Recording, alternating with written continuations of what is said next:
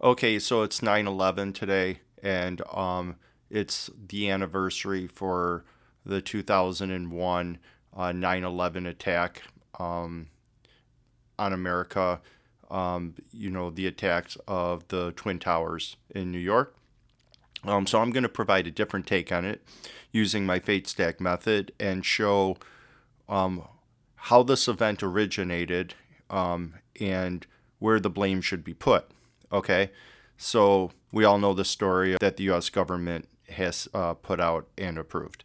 But how about if we go a step beyond human nature and look at it as a planned event that was planned by a being or a group of beings beyond the human creature. Okay, so using my fate stack method, what you see on your screen is you have the last names of all secretaries under George Bush, U.S. president at that time. This is between the dates of March 1st, 2004 and January 20th of 2005. Okay, now those who don't know or may not pay attention, U.S. secretaries of their department may change during the tenure of that president.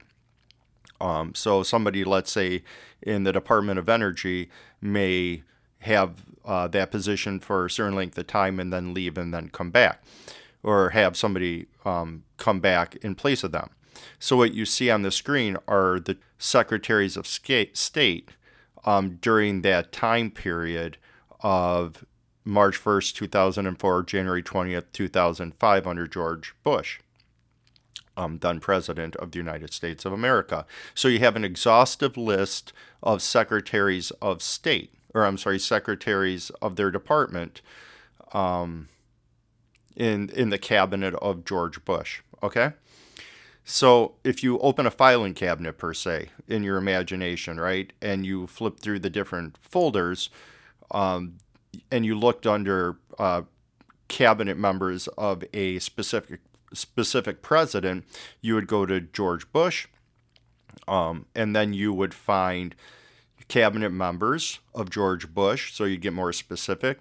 Then you would look at exhaustive list of cabinet members, because at times cabinet members, when they fall away, that position may be open. So we're looking for when all the cabinet members are in position at the same time.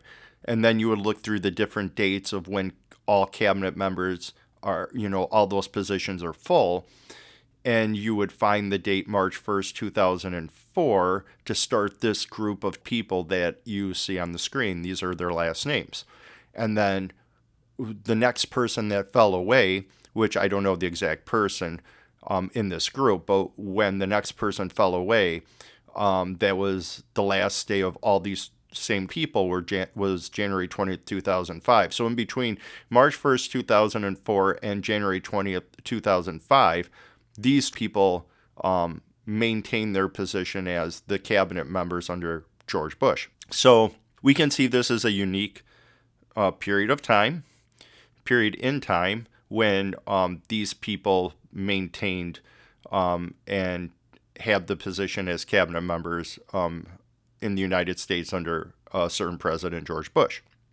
So we got pretty specific in that filing cabinet under a folder and in a document, okay, with certain people. All right. Now, we're using last names here because last names identify people. First names do too, and so do middle names. But if we took a group of people and we used just their first names, maybe, just out of the blue, like Jim, Bob, Sue, Don, whatever, so forth and so on, you may come up with those first names in a group of people. If you looked on a timeline from the past and all the way into the future, just a general timeline, those names, if you could just see people by their names, would come together in a group more often than these last names that you see on the screen. Imagine people with these last names coming together for a specific purpose throughout the past, or, in the timeline of events of reality from past to future. Okay, the chances are much less possible that these names would come together in a group of people to do, be listed under a certain type of category. So we can see this as a specifying category of last names. Okay. Now, I know we see colors with these last names right now, and I'll explain that here coming up. Now, if you take these last names, this is called a fate stack, the last names that are stacked. And you see that they're all left aligned. That is what a fate stack is. It's a stack of names vertically arranged, so all the letters of the names are in the same column. So the first letter of each name is in the first column going down. The second letters of the names are listed in the second column, so forth and so on, till all the letters are listed in the names. And then you see that all the names are left aligned, so you have them perfectly all the way flush to the left. And if you notice, the names are stacked from shortest name on top to longest name on bottom. Now we see a little bit of a variance there because some names have the same amount of last letters. Okay, so we have last names. Some of those are going to have the same amount of letters. Now, in a perfect world, or a world that I would like to have come true, would be I would have a computer program, or a decoder of a fate stack would have a computer program that could adjust the last names according to a certain algorithm based on how answers evolve out of the vertical fate stack of names, the fate stack. But at this time, there is no computer program written, so it has to be done by the decoder. The last names have to be arranged, still shortest name on top to longest name on bottom, but they have to be arranged. The last names that have the same amount of letters have to be arranged in a way that basically elucidates or brings out the answer. Okay? Now, obviously, somebody could say, well, that's going to increase the subjectivity of the decoder, which is why I want the computer program written. But I've done over 100 of these, and many of these don't have the a vertical stack of last names with the same amount of letters. So some of them may have 4 letters in a last name, 5 letters, 6 letters, and 7 letters. So you have 4 last names, each with different amount of letters, so they're stacked according to that rule. And then an answer still falls from the vertical stack of letters known as a fate stack. Okay, so let's just go straight into this. I want to talk about 9/11 and make sure, blame is placed on the person that actually, or the group of beings or being that actually should be looked at as creating this event. The 9/11 destruction of the towers. Okay, so if we look at this this vertical stack of letters, we see again their last names of cabinet members who served under George Bush from March 1st, 2004 to January 20th, 2005. Everything I do can be verified on line. Go to Wikipedia, go, for definitions, I use Merriam-Webster unabridged, which means you have to be signed up under their website, mw.com. But you can find most of these definitions or variants of them under mw.com, the free edition, the abridged, or you can look under Wiktionary.com, and that'll have pretty much the same definitions. All right, so anyway, let's get to the stack. Okay, so another rule besides of how this the names are structured in the stack, and how the fate stack is set up with the last names. Okay, the fate stack answer, which you see, so the 9/11 emergency stack 5.1 just basically is what I named this fate stack. So because I have many fate stacks, I just gave each one like an individual name, and this one's under a group of them that's under 9/11 emergency, because this fate stack group has many different fate stacks because of different cabinet members and different things like that. So I grouped them together at one time, planning to make a full video with all the different fate stacks talking about 9/11. This is fate stack or stack 5.1. This is stack 5 of the group, and point 1 means it's page 1. Okay, so that's what that means. Underneath it, you see the solution or the fate stack answer that drops out of the fate stack structure that you see on the left-hand side of the image. The subscript or the superscript numbers, the small numbers after each sentence is just labeling each sentence, number one, then number two, and so far forth as you go through each sentence or phrase in the answer, because below that you'll see that there's a group of sentences that are labeled as, and they're in the greater than, less than, kind of symbols, and it says 1 2 3 4 5 6 7 8 going down. Okay, that is basically giving you a translation of each phrase. It's not telling you exactly what it means. It's saying if somebody just generally read that phrase of the answer, this is what it would generally mean. And then I give the definitions for certain words that I think people need to have defined for them below. And that spills into page 2, which you'll see as stack 5.2 in the title, because there's a lot of words, and not all the words are just words that I know or they're in the dictionary that are known words. So I list all those definitions, so everything is basically given as evidence or proven that I'm not just making this up, right? These are actually words. Okay, so let's look at that stack. You'll see a yellow arrow that goes across the top and then down by the stack. That's just letting you know that for each fate stack, a rule is when you pull out the words that are created within those letters of last names, you take those words out from top left of the fate stack to bottom right. So a fate stack is grouping together basically a subset of letters. So they kind of look kind of like if you knew the game Tetris, or something like that, where it's like you have these angled pieces that fit together and you're trying to make sure there's no spaces in between them. That's kind of what you're doing. It's a puzzle of letters, okay? These letters are the last names, and so those letters are already predefined within the bounds of the last name. The order those letters are in the last name that way. So if, for example, we're going to make a new word out of these letters of the last name, in that top red group of letters, okay, it looks like kind of a rotated L, I guess you can look at it. There's the letters of the last name Chao, Chao, plus the first letter S of the word snow, the last name Snow. So you have Chao, and then below the C you have S. So if you take that group of letters together and you look over at the answer, you can see the first word listed in the answer is chaos. Okay, that's what those letters spell, the word chaos. Okay, now creating new words out of the fate stack last names is also something that is done by following certain rules. You can't just take any letters and connect them. So as you can see, the word letters for chaos are connected horizontally through the last name Chao, meaning left to right, and vertically up and down with the C of Chao and the S of Snow.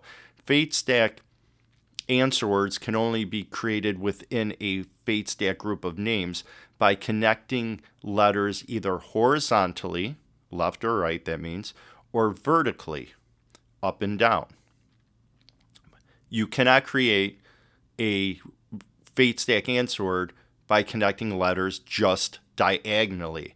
So for example, if you look at the last name Chao and there's the letter H, you can't connect just the letter S of snow and leave the C out.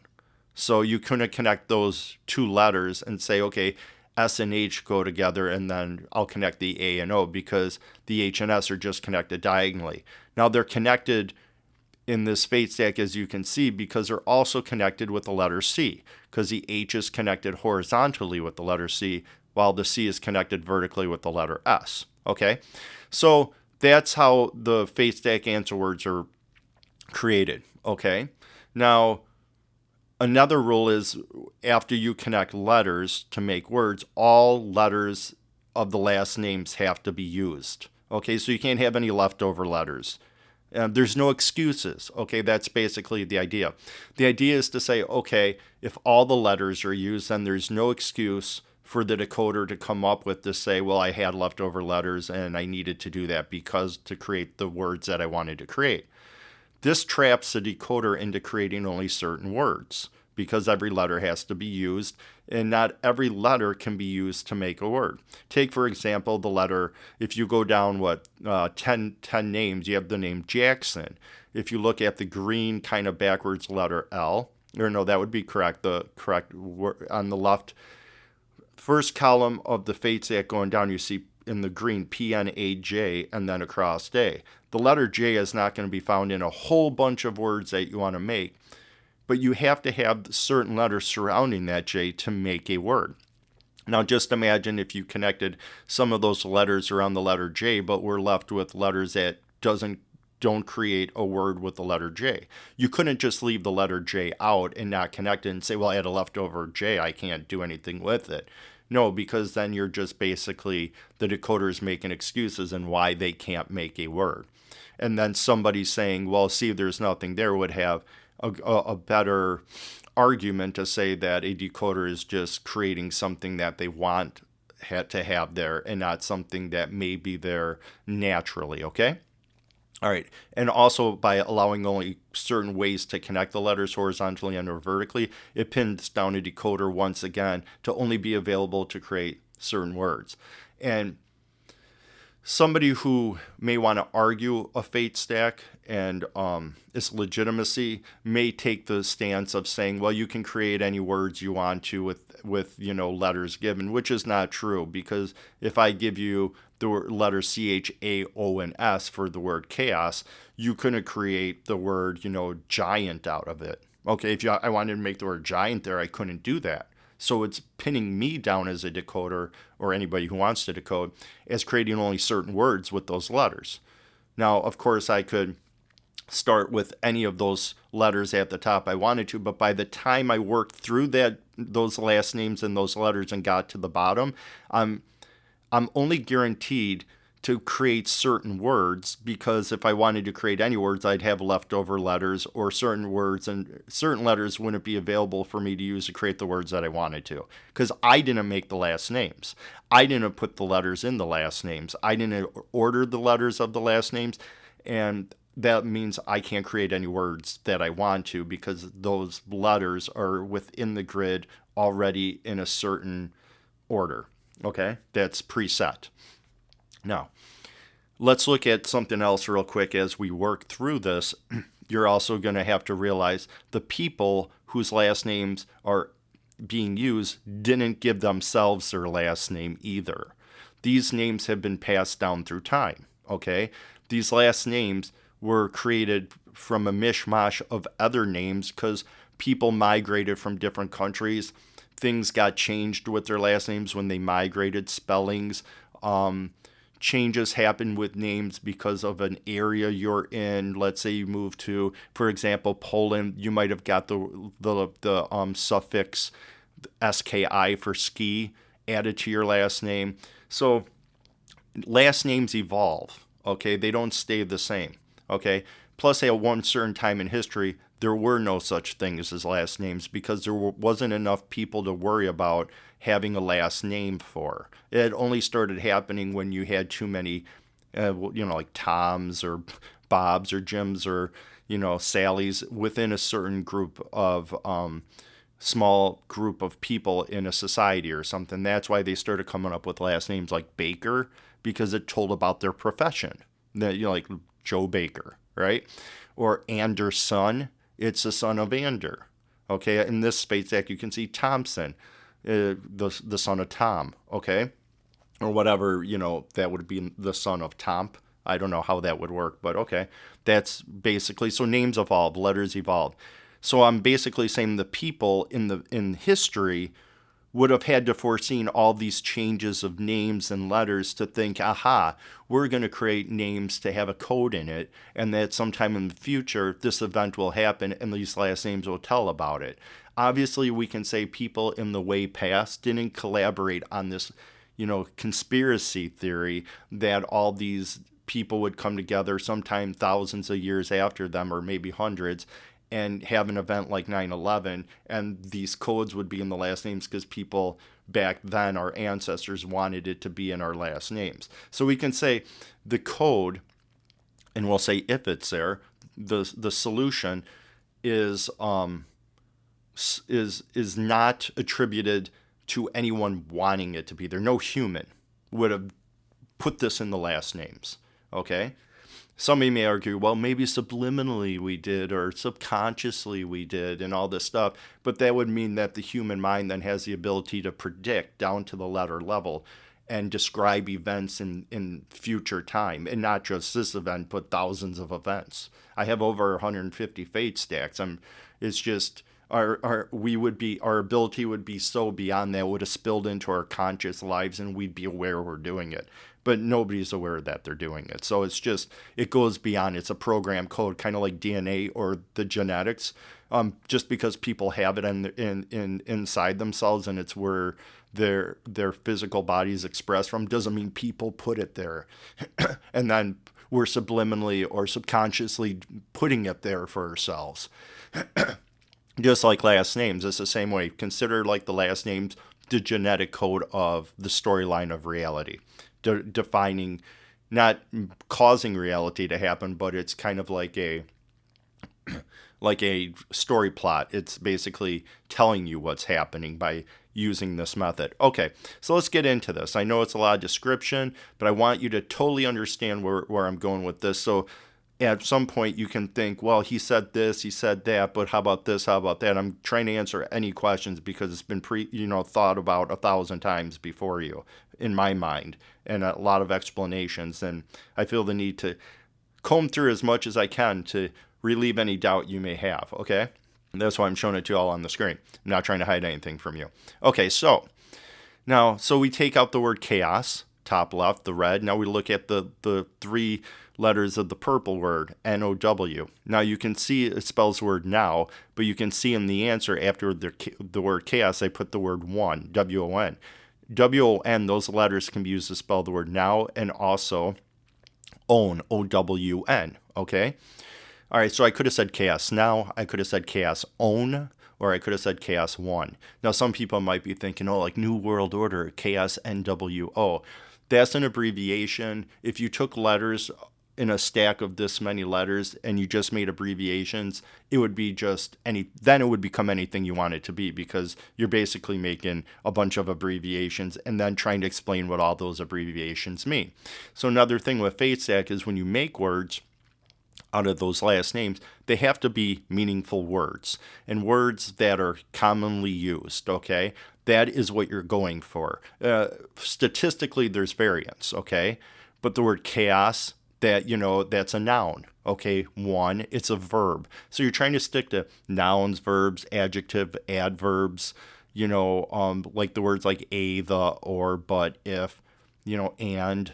Things that, when you put together in a sentence, have meaning, and it's not just a bunch of abbreviation or slang or obsolete words they used thousands of years ago in Middle England, England, or things like that. These are just common English words, and this will throw up a red flag to people. Why just English words? Because somehow we need to all be the same. We all need to respect everybody's language. I mean, it's just the same thing of genetic evolution. It starts from a single source, right? And it spreads, and this is what you have. And this is what's used for genetic expression in the current day. Language started the same way. It started from a single source, or single sources, I guess, in the past, and it slowly evolved into the language that it is today, and the code flourishes with it. Okay, it's not like English is better. It's not saying that every language should have this code in it, and maybe it does. My primary language is English, and this is a code that I can look for because I know English. And I don't find it necessary for me to have to learn every language to go combing through it to prove my point, because I'm doing it in the English language and I'm proving my point. Okay, so now, as you can see, I took out the word chaos and I also made the word one. Why did I use one instead of now or own? Well, that's because the word one, when I put it within the sentence, makes sense. Okay? Now, somebody may say, aha, that's you choosing what words make sense.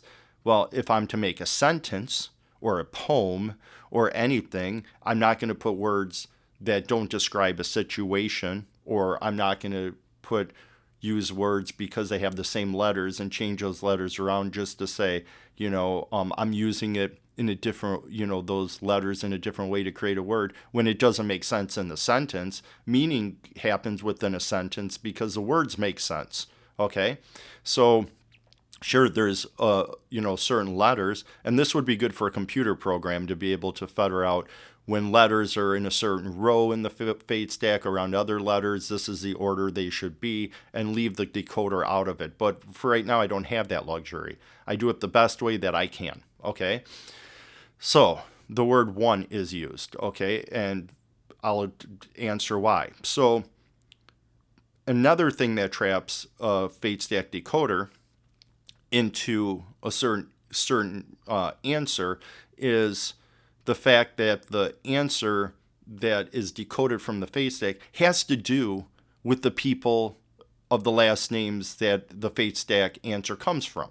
Okay, so you can't use a group of last names of, let's say, the cabinet members of the United States, and then tell me about, talk about a rock concert, or just a general music concert that happened in France, unless it's tied to those people and it's a political event. But if it's not, that's not what a fate stack is. Okay, that's more like, a puzzle or a word game. Find the hidden French rock concert within the last names of political people that I have, here, because it just seemed to, work. No, it has to tell about something that has to do with those people. So that makes it, I guess, more of a defining process, that a decoder can only use those last names to discuss something that has to do with those people involved. Now, these are the cabinet members under the President George Bush, and George Bush at that time was the president during 9/11. It was a major political situation or event that happened while he was president, and these department heads were part of a bunch of things that have to do with how things worked at that time that went along with, the 9/11 issue, okay, the attack on the Twin Towers. So it's a political event. Now, I've done other fate stacks that have to do with cabinet members, and they always talk about a major political event, okay, that occurred during the presidency of who those cabinet members served under. Okay, so if you go into a filing cabinet and you're searching through the cabinet members, and then you go through under these cabinet members, under the fate stack heading of the file, would be major political events that occurred during the presidency those cabinet members served under. Okay, there's no variance on that. That's what it has to be every single time. Pinning the fate stack decoder down to that, and what is more, I guess, damning or exacting than just allowing any answer to occur. Okay, so fate stacks run the gamut of not just cabinet members. They run over a whole bunch of different categories of groups of people, and each time those categories of those groups of people answers to those fate stacks are a certain type of answer. Like for the cabinet members, it talks about a major political event that occurred during the president under which those cabinet members served. For a group of, let's say, musicians within a musical band, their last names can be stacked, and it tells about a notable song by that music band. Okay, the lyrics, it describes the lyrics. Okay, so you see, so the lyrics are written by the band, and the band performs that music, and their last names have those lyrics decoded within them. The fate stack for cabinet members is a political organization of people, and that political organization is tied to political events. So that makes it more exacting for what a fate stack answer has to be. Further going down the path of kind of saying to any critic, well, you got to consider all this too, right? Okay, so we have the word chaos, we have the word one. Now, the arrow again says take the words out from top left to bottom right. So I took out the word chaos, and then I took out the word one. Now, if you go across the top row, you have CHAO, those letters are used. Then you go down, you have the letter S of snow, that letter is used. You go across, you have the NOW, which spells one, that row is used. So you can take a group, of letters, and then you can switch those letters around within the group. Okay, so you have the word one. You go down to the third row. So we have the letter R, I, D, and G. Those are put together and it spells the word grid. Okay, see how I took the G and I put it before the RID? It's part of the same group of letters. So imagine making a code, okay, having the ability to make this code, put it in a group of last names, okay, but also not having the code so visible that it's just spelled out left to right every single letter. The letters are jumbled a little bit, but they're still within a group according to certain horizontal and vertical rules, but they're hidden enough then that it's not just obvious to anybody looking for them, okay? Just like DNA, okay? It's just not obvious how it works when you look at it. Or mathematics to describe, the universe, okay? Or anything physical. It's not just like you look at numbers and you're like, oh yeah, that makes sense. Most people have to study it, go over it, figure things out. It's kind of the same thing. These are just with letters instead of numbers or genetic code. Okay. One of the problems people have, and I noticed, and I should clear this up, is that people take numbers for granted. They think they've always been here. Kind of like, you just take numbers and you do math and you add them, you multiply, subtract, divide, and do whatever else you want. And that's just the way it is. And that's just fine and dandy. Somehow humans made up numbers, but yet they can be used to describe the whole universe, right? And physical interactions. Somehow, in the human mind, it's acceptable to think that at some time in the past, humans made numbers or used them for basic things like counting objects, right? There's one of this, 2 apples, 3 apples, things like that. They weren't using it in the way past, do high mathematical, figuring with the universe, okay? That came about over time, okay? But over time, humans just accepted that's just how things go because it incrementalizes over a long period of time and it sets within the human mind that it's almost like, is unnoticeable, that it's just humans didn't always use it for big scientific equations. But it's interesting, isn't it, that numbers supposedly were invented by humans and then they just applied it for counting objects just to say, hey, I got 1 apple, you got 2 apples, you got 3 apples, different things like that. But then somehow in the future, it's used to describe the universe and all these interactions to predict, where the universe came from and stuff. Okay? Without maybe considering that numbers are an inherent part, the mathematical equations, maybe different cultures represent those numbers with different symbols or different things like that, but the inherent equations within the universe are already there. Humans are not putting the equations there and making things happen in the universe. The numbers and the equations and such are the expression of how the universe works or is, put together in its physical form. So look at, instead of numbers and equation, look at letters as being the same type ideas. Letters were started with a certain reason for communication, but as it evolves, they can be used more complexly. It's okay. It's okay to change letters around within a word and say, instead of just being some fun anagram word game, like taking the word one and making it own or now, then maybe there's a message inherent in it. Maybe just like mathematics and moving numbers around within an equation and possibilities, that can be expressed with that, maybe letters work the same way and they can be changed around, right? And be used to express different things. Describing, instead of the physical universe, like numbers do, they describe the storyline of reality. The storyline of events through the timeline of occurrences that happen in reality. Wouldn't that make sense? That there's a huge story going on, even if you don't want to believe it was preset, right? You can still say, if you could stand back and watch reality happen, or just stuff on Earth, from a camera point of view, you could say, as you watched it, there's a story going on, right? And you could describe that with words, and you could describe it and use letters to do that. Okay, so there's a movement of letters through time. Then words come, to tell the story. Like, think of a book. You read it. As you read the story, you're going through a bunch of letters and words. and they go away, and the new ones come as you read up and as the storyline progresses. Think of it that way. Okay, it's okay to maybe consider that there's something else going on with letters than just, oh, humans made letters and words tell sentences and they describe a story and that's it. Because if you did that with numbers, you would have, got as far as counting, basically, and maybe put it together a few different addition, subtraction equations, and then humans would have walked away and said, "There's nothing else there.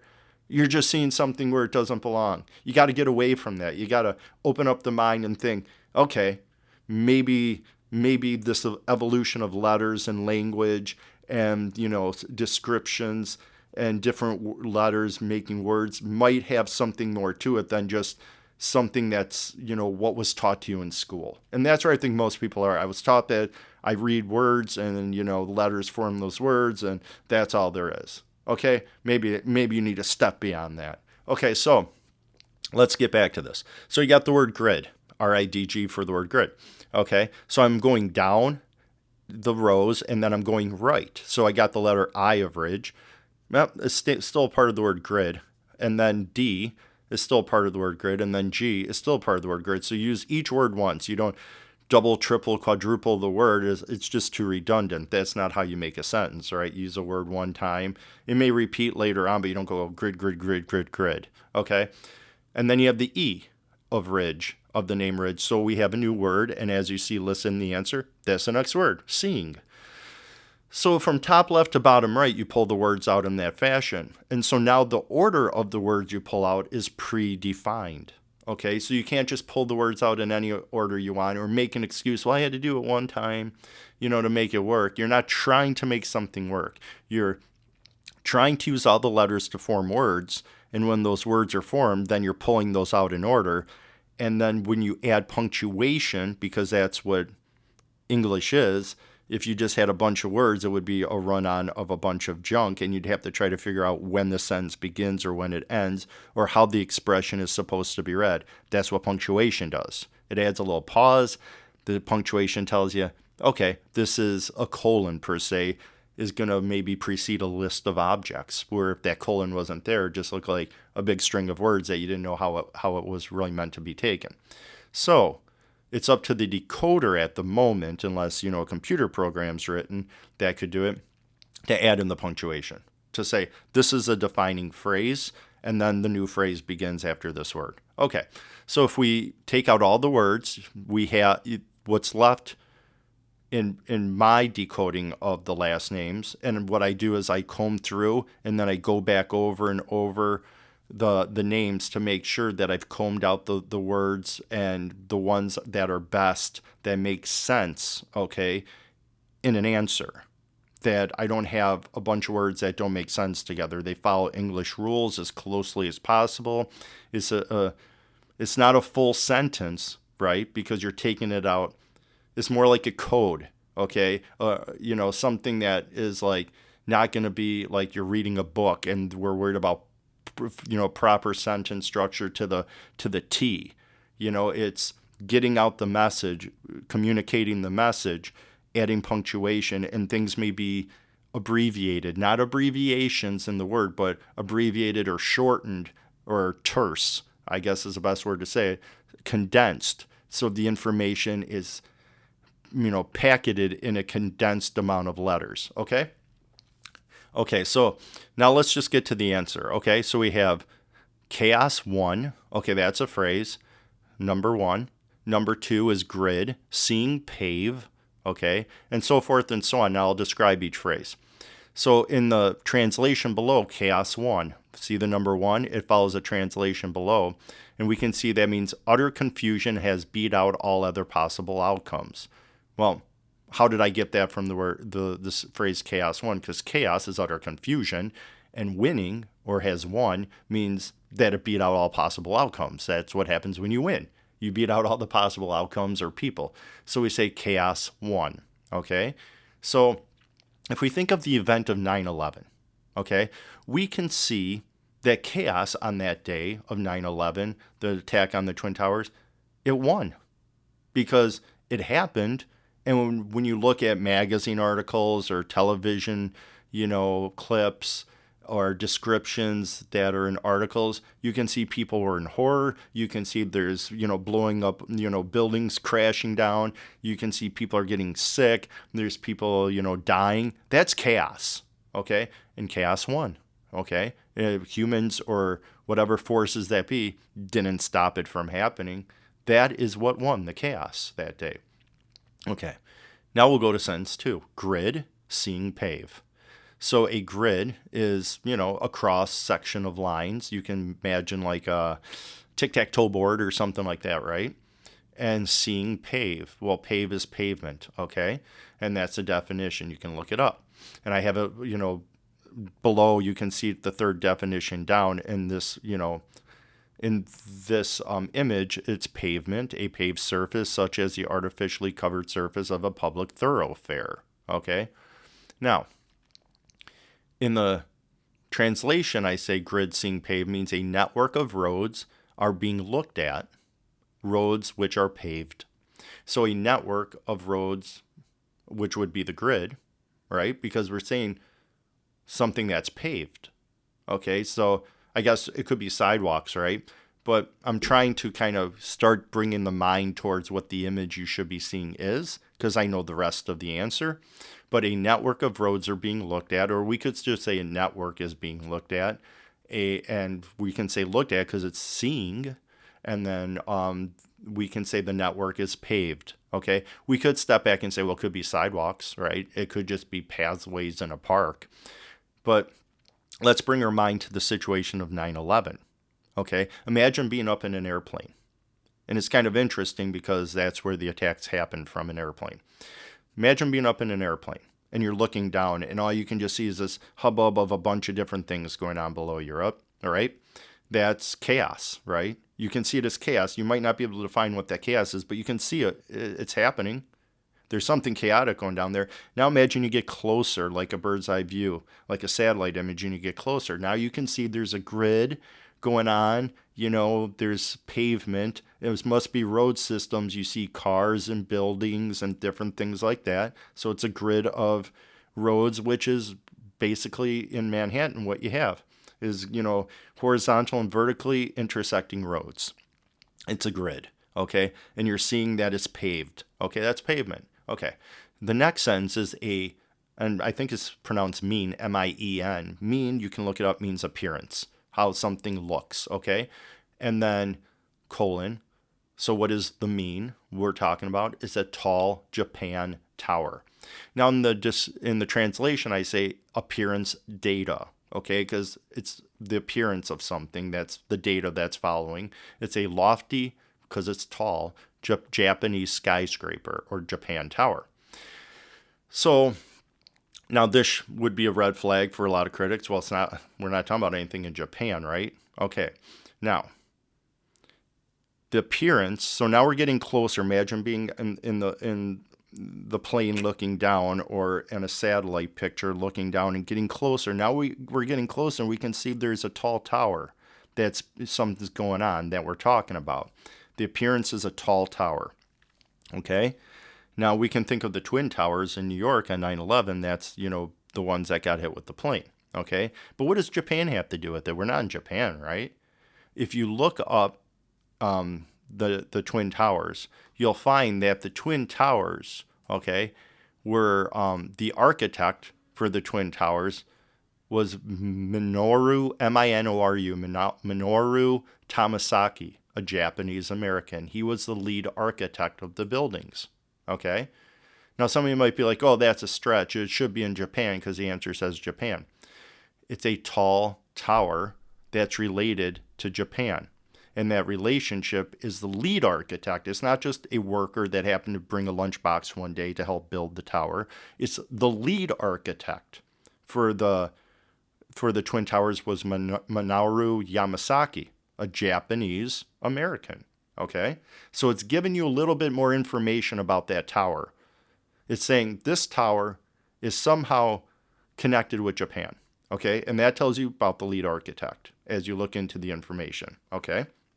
Next, number 4, the sentence. As we go down, we're combing through those answers, pulling them out and putting them in a sentence. The colors help separate the words so you can see the different words within the fate stack, okay? So it's not like, okay, I can't tell what letters go with each other. Okay, so all letters have to be used, and they can only be used one time in a word. So you can't connect one letter with one word and another, that same letter with another word, because you need to use it twice. Can't do it, makes it harder to make all these words and make it work out. The next word is orb. It could be bro, it could be rob, but it only works in the sentence when you look at the word orb, okay? An orb, colon, there's shock, okay? So the definition of orb is a sphere of action, okay? Or the realm of something. So we're talking about a sphere of action, something that happens within an event. And we can say there's shock that happens in the event. Shock meaning, surprise, stupefaction, horror, outrage, disturbance, agitation. It could be of a person, it could be of a building, it could be anything. It's shock to a system. It could be a person. Okay? So in my description I write that is in a normal place for a certain activity to occur, that would be the orb, the realm. Something causes a disturbance. And I leave it as simple as possible, a disturbance. Well, if we get closer than the building and we start looking at people, okay, we can see that the event on 9/11 caused a disturbance to people. They're running around, they're horrified, they're running in buildings. So now we're getting more closer, more specific, and, to the minute parts of the picture and zooming in, okay? Imagine being in a plane and you just start looking down. One thing you see is larger, then the next is more specific, and then you start being able to see closer as you get closer to the ground. So we can see that there's horror and different things going on like that. Next sentence is man, meaning human, not just a male figure, but a human. A moan, okay? What is a moan? So let's look at the translation as mankind expresses sorrow over something. Now we know through 9/11 what that something is, but just as a translation without kind of trying to pinpoint what it's about, just being general, it's over something, okay? That's why I put over something. Now, a moan is a complaint, lamentation, sorrow, sadness. Okay, so the humankind is pretty much showing disapproval, sadness, sorrow, being upset, complaining about it. So we can say that the event is causing people to have sorrow or sadness, okay, a moan. They're moaning about it. So we went from a general idea of chaos, then we're looking at the street system, then we're looking at the specific thing that's been attacked, the tower, then we're kind of generalizing what's going on with the people involved that are being the victims, and then we're looking at specifically an action of that disturbance is they're moaning, okay? They're lamenting, they're sad, they're sorrowful, and they're complaining about it. And, okay, so we got a little bit more specific with people. Now the next sentence, number 6 of the answer is event, icons morph. So now we're looking at the event again as a whole. What is going on with these towers? The Twin Towers in New York were called the icons of New York, the Twin Towers. They're considered to be icons in New York. So the word icons is actually used, and morph means to change from one state of, structure to another. It morphed, okay? And so we can say that because of the planes crashing into the buildings and, so forth and so on, from the buildings being totally wrecked to falling down into their state of destruction, that they morphed, that the appearance of them morphed, right? Okay. Now we see the actual destruction going on. Why are these people upset? Well, okay, these tall Japan towers have fallen. So now we're seeing action happening. Okay. Now, the next sentence after that is in the answers nip, sharp, comma, in, scum. Okay, so it's kind of like telling you what the scum, what's related to the scum. There's something that nip, sharp, and in. Okay? And what nip means is a quick trip, like a quick movement from one place to another. Sharp means it's abrupt and it's basically abrupt. Okay, it's an abrupt movement.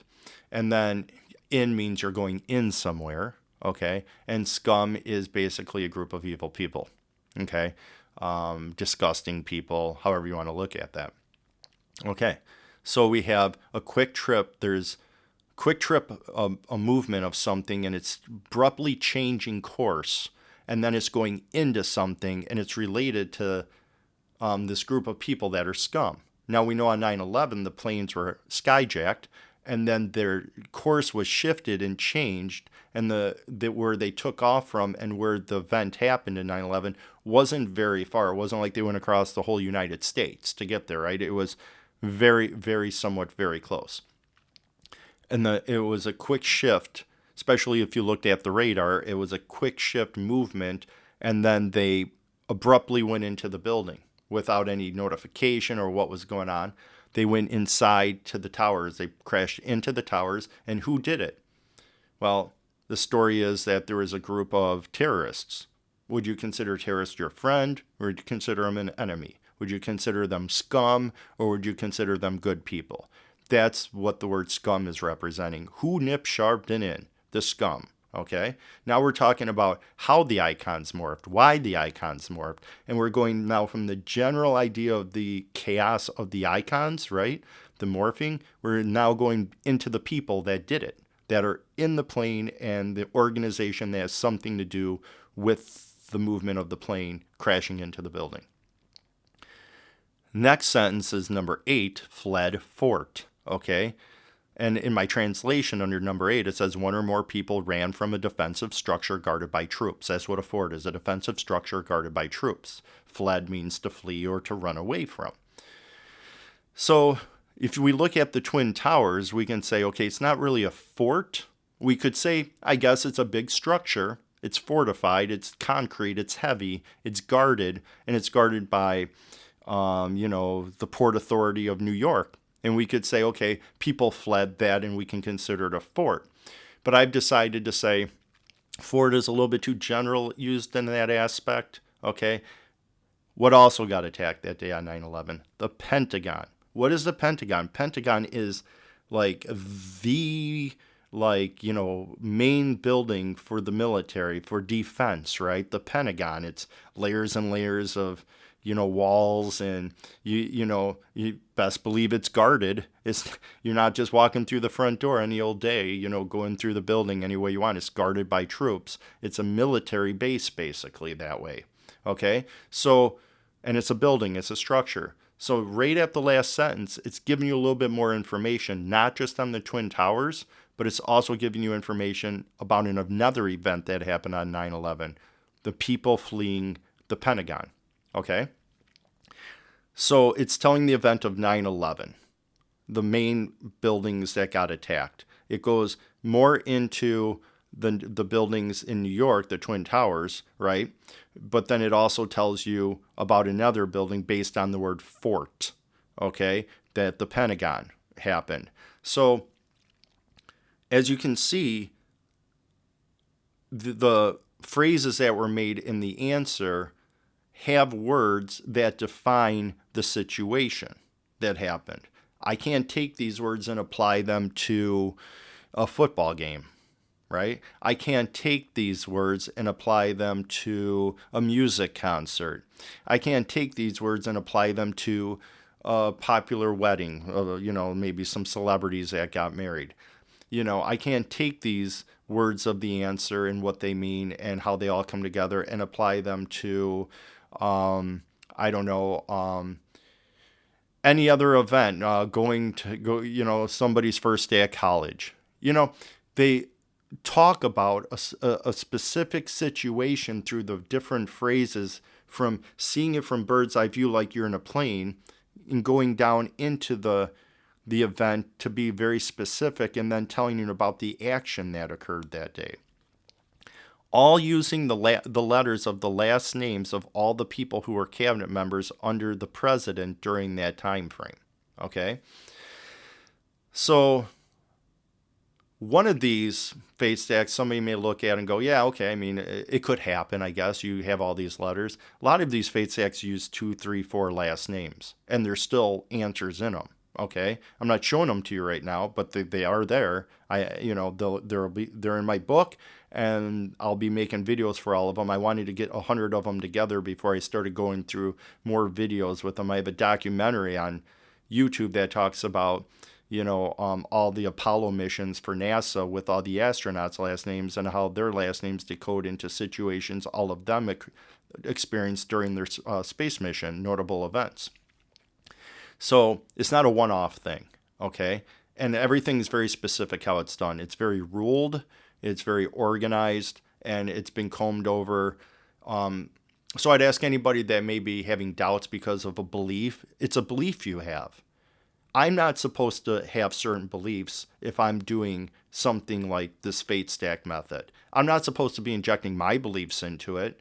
When I started doing the fate stack method, I didn't even really consider there being any type of creature that was a creator of a universe, like a god or a spirit or a energy force or anything that consciously I guess planned, and maybe not even consciously, but just had the ability to plan or create things out of a desire to, I guess, So I'm supposed to suspend my beliefs when I do something like a fate stack, okay? I'm asking that you as a viewer suspend your beliefs. You may be an atheist. That's fine. But then make sense of fate stacks according to being an atheist. How could all these words come together in the way that I've used them to fashion an answer and talking about an event that clearly has to do with the event?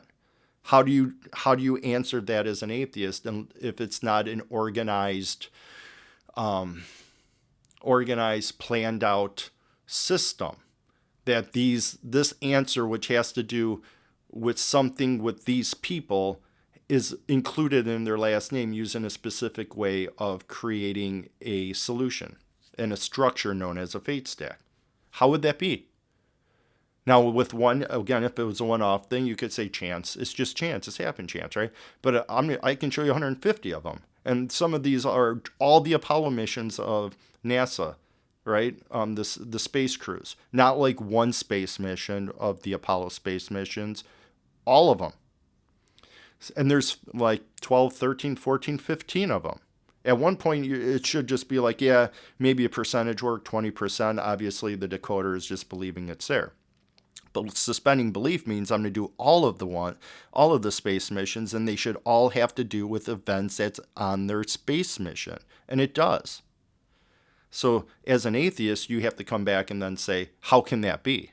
How can all those answers be there? Sure, you can go into using things like, oh, well, if you look at a Bible code, you can see this has nothing to do with a Bible code and finding codes in the Bible and using millions of letters and crossing them, creating diagonal search word type things and adjusting columns to make words happen and talking about events that have nothing to do with the text that's included by that event. So instead of trying to manipulate you're using your belief to wipe something away or explain it away, answer to what I've done for fate stacks. Answer how this could be repetitively done. If you need more evidence, hey, that's fine. I'm not lying to you, but I'll show you more evidence. This is just one video, right? It's somewhat long, I got it, but it's detailed, and I'm supposed to be detailed. So the observance can be used and gone back over and then combed through to see, am I screwing up? Am I messing up? Am I not telling you enough information? I'm trying to tell you everything you need to know. Now, this could be used for anybody in Christianity, for religion, for any type of philosophy. Okay?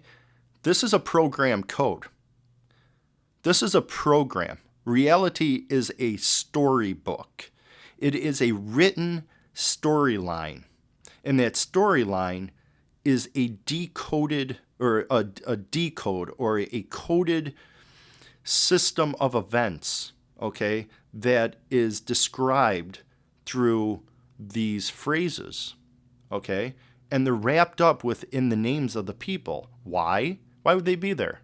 Imagine being a computer game character, and you're in a group of other computer game characters, not you on the outside and controlling yourself in a computer screen, but you're in the computer game. And you don't know about the code going on because you don't see the computer language. You're just the thing being controlled. And so the programmer can go within the code and adjust things based on the last names or find things that need to be found within a timeline of events by searching out last names, okay, to get to the group of people or what have you. And it keeps things together in this program code. It's a very general description, but you have to go to the idea that there's a creator of the programming code, not that it just happens to be there, because it seems to be an intentful, willful storyline. Okay, so if we go back to 9/11, and this is what I wanted to talk about. If we go to 9/11, we look at, the people that flew into the towers, Al Qaeda or Osama bin Laden and all this stuff. Yes, they are the characters. Some people believe, there was, collusion with, American business people or with the president's, people that have to do with the politics that have something to do with it, and all the different things. And I'm not going to down anybody that has anything to say about the characters at play. But I will say, those characters at play, whether they be part of Americans or they be part of Mideasterns or they be part of any religion or anything, they have nothing to do with the code in the last names of these people. These people that have these last names have nothing to do with their last names. They were given these last names, and it was passed down for generations, okay? And the people in the past, those ancestors, had nothing to do with these last names. Maybe the first ones that came up with last names, but they changed over time. Their hands are wiped clean. So if there's a code, if the fate stack method I'm using can be proven, I know it's right because I've done a lot. You listening may be like, yeah, it's a one-off thing. It's not, but okay. Just entertain yourself with the possibility that if that answer is within there, how did it get there? How would it be in there? Who would have the intelligence to make that happen? Who could predict all these people? Who could predict this event? How would the event be tied up in their last names through a description? How would these words be tied and wrapped into all these last names the way they are? Unless there was an intelligent being that had a supreme intelligence to create things in the way past, before letters and words were even made, and then just like Gen X, put it in to start happening at a certain point, like you turn on a computer screen. The game character in that computer game might think, well, life invented, if I look through the measurements of all this stuff in my computer game atmosphere or environment, it must have started by this box getting from a point that was small to a pixel, and then it grew, or maybe it was just turned on. Maybe the game was just turned on by something else. It's just turned on. You can't go past the turn on point. It was just bang, it's there. It was turned on. Now, I'm not trying to convince you it's a computer game, but it's like that. And so if you go back, something had this being had this planned out. Whatever that being is, have this all planned out, okay? The universe, the reality, the storyline, all planned out, and then pushed it in. And so what you see happening with this code, and as these people come together and they fall away from each other, and all these different storylines happening and phrases being put into names and being describing certain events, is you see people following a course of events. So you can say people have will, they can change things. Maybe that's the test. That if people are so trapped into what they're doing based on codes in their names that they don't know are there, that's guiding them along or keeping track of them at least, that if they're so tied to that, can they break that code? Can they change that code willfully by knowing the code is there? And then changing these groups of people to be groups of people that have positive messages, not destructive messages. And so when you go back, you have to look, Why are destructive messages there? Because most of the fate stake answers are destructive. They're hurtful. But what changes people to do good? The hurt and the destruction. There's something to change then towards good. If it started all good, people may go, well, let's just try to turn it to be bad. But the willful people get the power of having will or believing they have choices when something goes better for them, right? I chose that to be better for me. We chose that to go good because we wanted something good to happen in most instances, right? And so this gives a way for people to feel willful or to change things. And maybe the programmer is interested to see if people will change things. Not because, oh, that's just like a human test, but because breaking the code would mean to the decoder that even though this decoder, who is like to itself all powerful, would realize, wait, something is as powerful as me. It can break my code. It found the code. Maybe it wasn't even programmed to find the code, or it's been sitting around for how long for a code to be found.